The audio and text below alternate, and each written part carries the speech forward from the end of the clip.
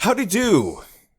So today's Doingo discussion is actually going to be talking a bit about, I don't want to necessarily say haters or something, because I think that puts too little emphasis on what people go through when they come across potential like bullies or people that say something about them that's at a point where they feel the need to say something back. And it's not quite drama either. I don't know, especially with the whole YouTube drama thing going around. I don't think it's necessarily in the same category, but here's what I'm going to say, because I'm not going to really say much on the whole YouTube drama scenario that's playing out, because I think that's kind of to each their own, also what you define as drama to begin with. So there's no point really talking about that. But what I am going to talk about instead is when people say something about you or say something about something you like, that the fact that you don't always necessarily need to fire back, right? One of the best quotes, I should say, from my mother that I've ever got was, "You aren't what you called, you're only what you answer to." And what that basically means is that just because someone calls you something does not mean you're it unless you answer to it and give it power. Like, people say words and they're gonna say words all the time. And those words really don't hold weight unless a person gives them weight, especially if they're negative words, and especially if they're negative words against you or something you like. You don't necessarily have to abide by them in any capacity, even because they say your name in it. If you don't believe it, then you don't have to give it any power, and it won't have any power, and then it's irrelevant.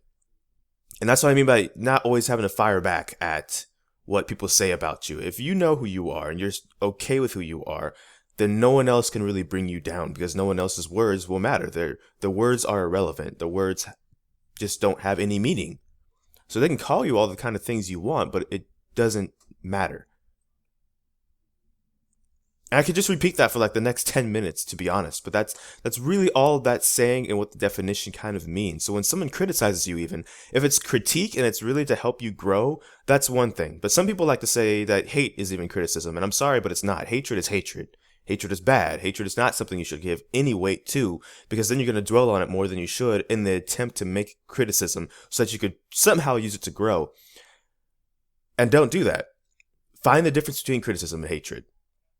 So that way you can know, okay, this is actually feedback. Someone's trying to actually help give me something that I can work with or do something with, versus, oh, this person just hates my guts. There's no point listening to this at all. And I guess that's something that a lot of people don't know sometimes. But a lot of bigger people probably do know, and they know how the circle works if they do respond to it, and it gets a lot more attention that way. And that's fine, to be honest. Like I said, to each their own. It's whatever, you know what I mean? It's whatever. But for me, I think there are some people that don't understand that sometimes you don't have to reply to stuff on the grounds that they do get offended. And I'm not saying it's easy to have like a thick shield or anything. Like, they said something about you, so just like to let it deflect off of your like force field that you've generated around you or anything like that. I know that's not the case, because I know that's not as easy. Sometimes words cut deep. It's funny, whoever invented that saying, "Sticks and stones would break my bones, but words will never hurt me," because I think they understood what I'm trying to say in this video. At the same time, that doesn't apply for everybody. Now, sticks and stones hurt a heck of a lot too, don't get me wrong, but words sometimes cut deep because of what is being talked about. Even if it's not being talked about you, maybe it's something you like. Maybe that hurts a little bit too, because it digs at why you like it, and so now you're feeling offended by it. But again, you know, let's see what I could talk about. I don't really want to call out like a fandom, but I'm going to call out a fandom. I'm going to say I still am a pretty huge Sonic fan in some capacity. Mainly Knuckles, and that's not really even a secret in any capacity either.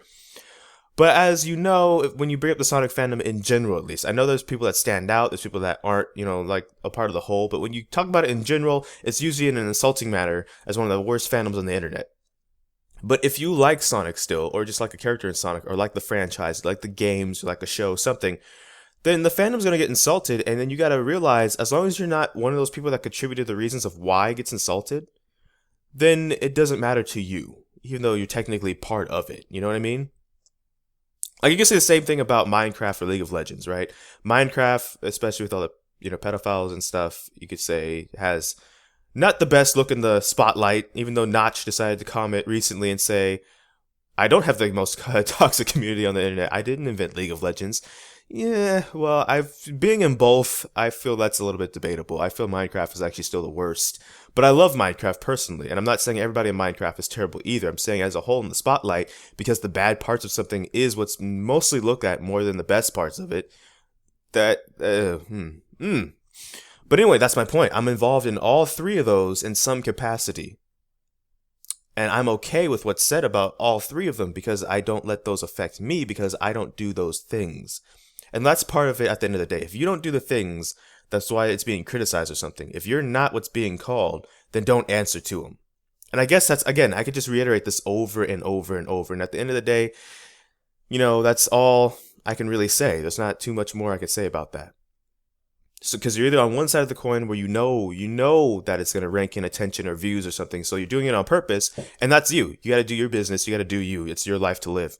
But on the flip side of the coin, it's the people that this is really for the people that don't, are having a hard time somehow deflecting bullies or hatred or criticism or drama or whatever you want to call it.